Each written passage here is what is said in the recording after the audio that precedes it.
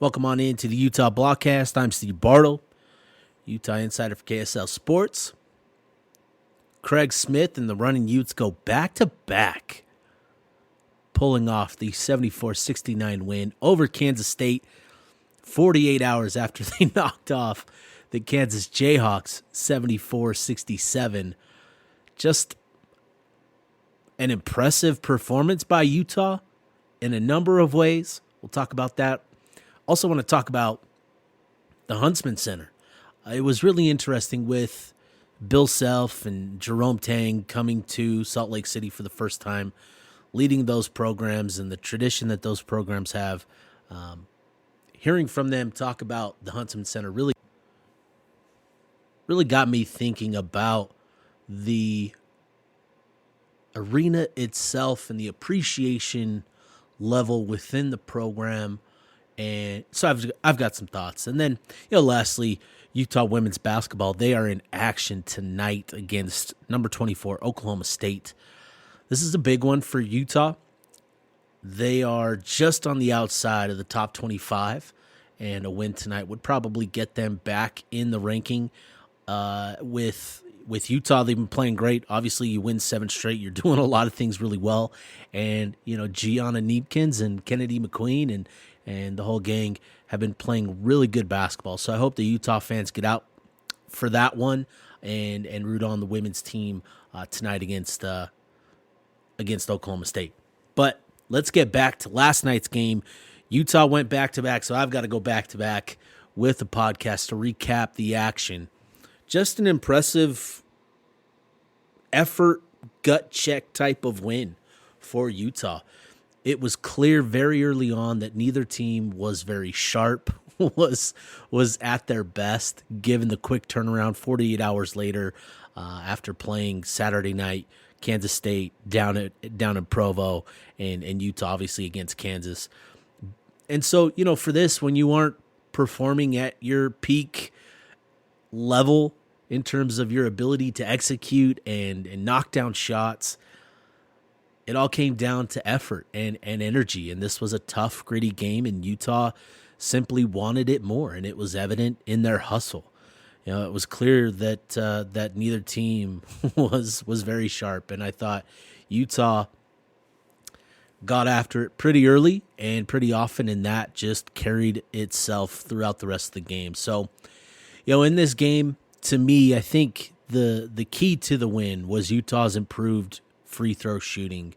After shooting 60% against Kansas, they made a big improvement, and a lot of the credit belongs to Lawson Lovering. Utah as a whole finished 23 of 30, a 76% clip, and Lovering himself went 7 of 12 from the line. You go back to Saturday night, and Lovering struggled pretty mightily. He went 1 of 9 against the Jayhawks, and so, for him, this was a big performance. And at one point, he was even 7 of 9 from the free throw line, which, I don't know that he's ever been 7 of 9 in his time at Utah. So, it's really good for him, and his free throw struggles have been well documented. It's been a big issue all season long. And I thought it was great that the crowd applauded him and, gave him almost a standing ovation after every make. It was cool to see because, Utah fans are great. They're always going to show up. No, I shouldn't say that. But when they're behind the team, they are genuinely behind the team, the guys, the players. And so, I thought that given all of his struggles and, there have been plenty of boos, after misses this season, I thought it was great that the fan base, gave him the applause that he deserved for, clearly putting in the time and trying to figure out ways to improve at the line. For him, it's more mental than anything else, and he said as much after the game. For him, he's got good form on his shot. It's not a bad-looking shot. It's not a broken shot. There's good rhythm. There's good motion. It's just for him, for whatever reason, it's a mental block. And I think he recognized that after Kansas and tried to, he said tweak his mental process at the line, and for him to see, the rewards of that, I think could be huge. And then to get the applause and all of that to kind of just hammer it home, I think has to be a big confidence booster for him. I just hope that he continues to use the glass like he did, because that was big for him. I think he had 2 or 3 sets of free throws where he banked the first and then swished the second, and I thought that was fantastic to see from him. And so obviously the difference in this game, you go from 60% shooting at the free throw line to 76%. That's big, and that was, to me, the big difference in this one. But the big difference, in general, over the course of these 2 games has been Utah's offensive rebounding. It's extended their possessions and has allowed them to finish with a score on 53% of their possessions against Kansas State, and then 48% of their possessions against Kansas. And compare that to 43% of possessions ending in a score for Kansas, and 42% ending in a score for Kansas State. When you are able to finish possessions with a score on 7, 8%, 11% more of your possessions, that's pretty big. That's huge. So, it's hard to see when you look at the box score and you see the shooting numbers, right? You see Utah shooting 32 and 35% from the field, 20, whatever they shot from 3-point range, 16% against Kansas State. And you're saying, how is Utah shooting this badly, but they're keeping pace? And it's the offensive rebounding, extending possessions, and just giving them more bites at the apple. So when you look at the total number of shots Utah had in these 2 games, Utah finished with 93 shots. That's 63 shots from the field and 30 attempts from the free throw line. Compare that to Kansas State, who finished with just 70 shots at the hoop. That was 60 attempts and 10 free throw attempts. Going back to Saturday, Utah finished with 91 total shots compared to just 75 for Kansas. And for me, that's a great adjustment for Utah and a great shift in their approach, because I think we all understand, watching this team over the last 4 or 5 weeks, that Utah just isn't as athletic or as talented as most teams in the Big 12, particularly in the backcourt. They need to be more athletic. They need to be more dynamic. They're just not at the same level as some programs in the league. They're right in the middle of the pack, right, in that sense. But it makes it difficult to increase your efficiency when you're playing against these programs that are more athletic, more talented, and it's evident on the and care about it on the defensive end of the floor, which you see in a Houston, a Texas Tech, and a Baylor, right? These greater athletes really playing hard on the defensive end. It's tough for Utah to become more efficient against those types of teams. So the focus has clearly shifted to increasing the volume, and it's worked for Utah.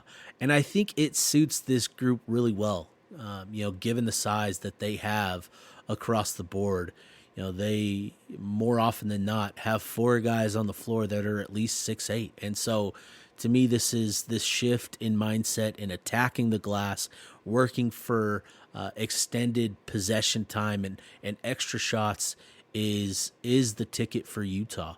And I think Utah probably realized how much better they could be on the boards against after the Cincinnati game. Obviously, they lost that rebounding battle, and they knew they needed to be better, but I think they realized how much better they could be watching Cincinnati just relentlessly attack the glass. That's been the biggest difference for Utah in terms of just how aggressive they've been in hunting down those offensive rebounds, right? To watch the Bearcats relentlessly attack the offensive glass, I think it just it clicked for Utah that they could be that much better, that they could be similar in that sense. So I think that was a big one for Utah. And now to get back-to-back wins against Kansas and Kansas State, if it's just a surreal pair of wins for Utah, right? Coming into the season, Kansas State, two of the top programs in the Big 12. Kansas, a perennial favorite to contend for a national championship, right? We know what the history and tradition of that program. Kansas State with Jerome Tang and what he's done with that program over the last couple of years, the investments that have been made in those programs, the NIL that those programs have, probably hovers between 15 and 17 million. Coleman Hawkins last night has a $2 million deal by himself. And we know where Utah is at in terms of their NIL as a whole is somewhere between 2 and 3 million. So, just the magnitude of these two wins is significant because of that dynamic as well. And, you take a step back and you realize Utah is currently sitting ninth in the Big 12 standings, right? Like, here we are, February 18th, they're sitting ninth. And there's a scenario where they move up to eighth tonight, depending on the outcome of the TCU and West Virginia games between tonight and tomorrow. Utah currently sits behind eighth place TCU, who takes on Texas Tech tonight. So if the Horned Frogs lose, the Utes moved up to eighth place. And then with West Virginia taking on Cincinnati tomorrow night, if West Virginia wins that game, they move up to eighth place. And obviously if they lose, Utah remains in eighth place. So pretty remarkable for Utah to be where they're at, especially, given the conversations and the vibe around the program just last week. I mean, this is the beauty of Big 12 basketball. Every single game matters, and each game possesses a ton of value, right?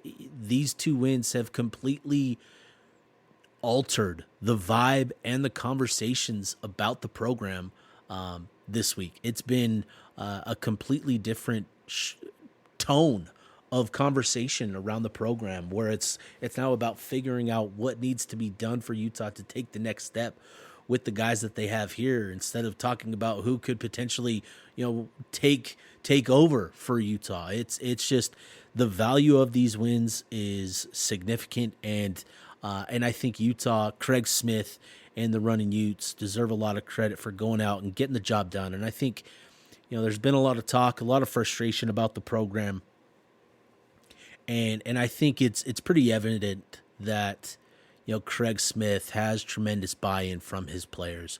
We can gripe about the X's and O's, and there's a lot of issues that Craig needs to figure out and iron out, but he's created a really strong culture within the locker room itself. He's got buy-in.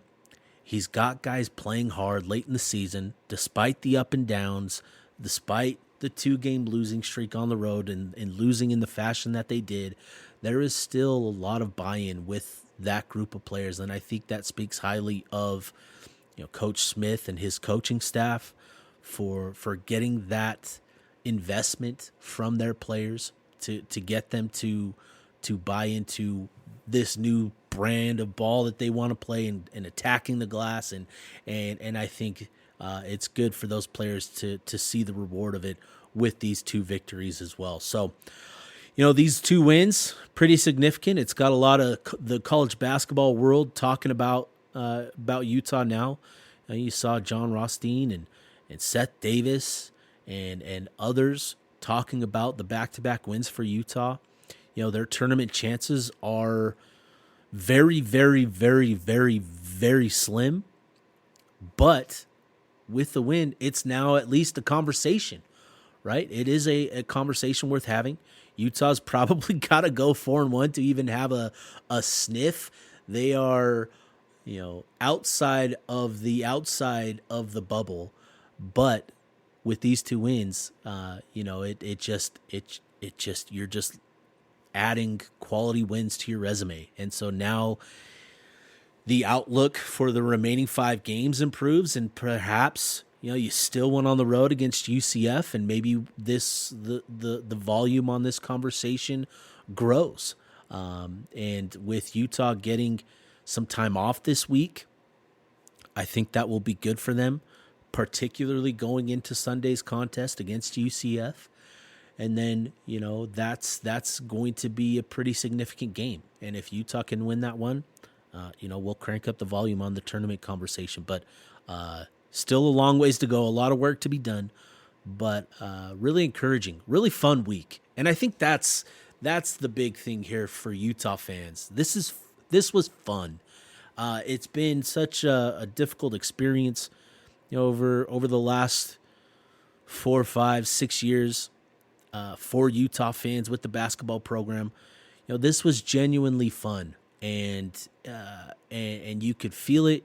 You can sense the excitement, and I think for Utah specifically to capitalize on the Kansas win by getting the Kansas State win, I think was pretty significant, because we've seen it time and time again. Utah get a big win and then lose all the momentum, all the positivity from it by dropping the very next game. And so to capitalize on it by building on the momentum with another win over a quality opponent, and you can look at Kansas State's record and all of that, and I've done the same, but Kansas State is a good program. They have a lot of quality wins, and so to get the 2 wins, huge for Utah basketball, and will be a lot of fun to see how they finish the year. Good chance that they finish in the top 10 of the league, which, I thought was pretty bold, pretty optimistic. I said 10, 11, 12.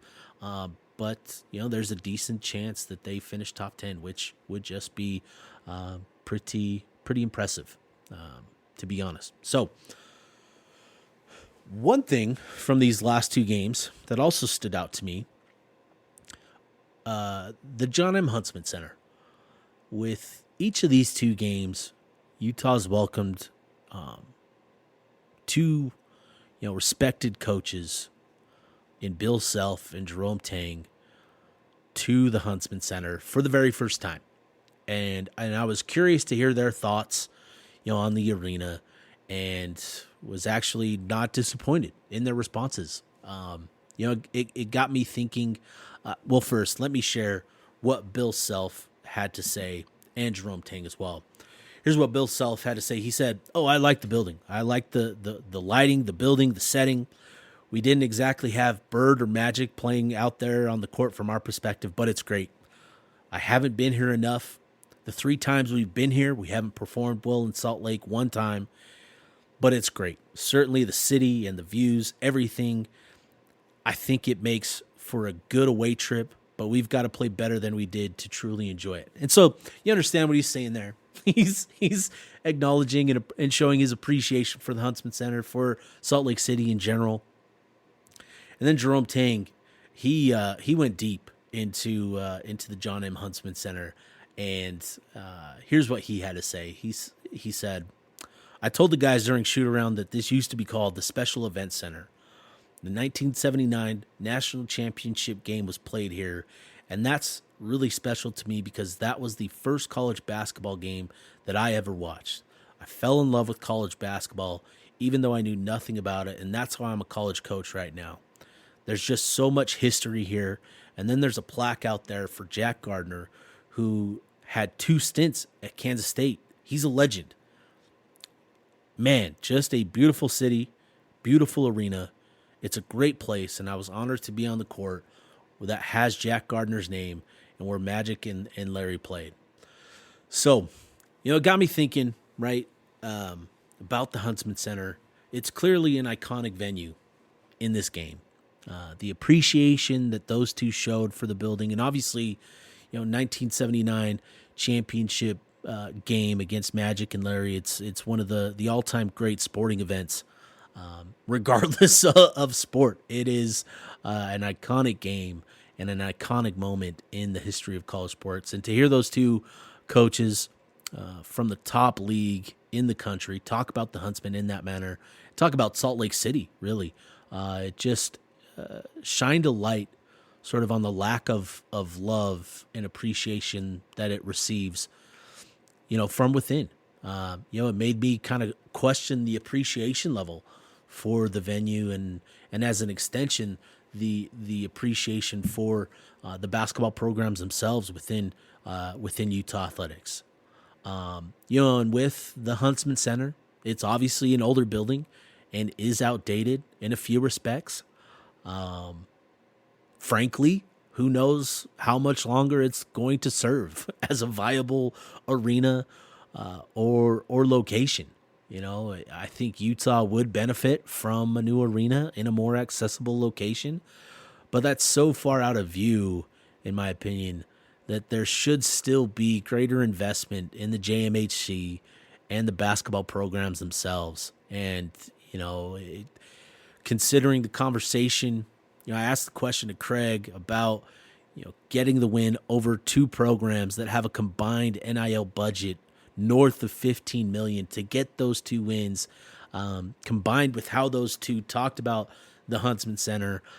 Just again, it really kind of shined a light on the lack of appreciation and investment that it seems like Utah itself is giving the programs. And so I hope that Utah genuinely takes advantage of these two wins and capitalizes on it moving forward. I think, Craig's done a good job this season. Hasn't been perfect, far from perfect, but to get those two wins and to hear coaches talk about the Huntsman Center itself, I think is a really good thing for Utah basketball moving forward. So yeah, with that, we've got a Utah women's basketball game tonight. I'm recording this Tuesday afternoon. We've got a basketball game tonight, 7 p.m. Utah versus Oklahoma State. Utah gunning for their 8th straight win in conference play. Just a remarkable stretch of basketball for Utah women's. Obviously, Jon M has been fantastic. I talked about her on the last podcast. She's taken that next step in her game and has really become just a dynamic basketball player who's just playing the game like you would expect a star basketball player to play. Just doing a lot of things, handling the ball with a lot of confidence, shooting the ball really well.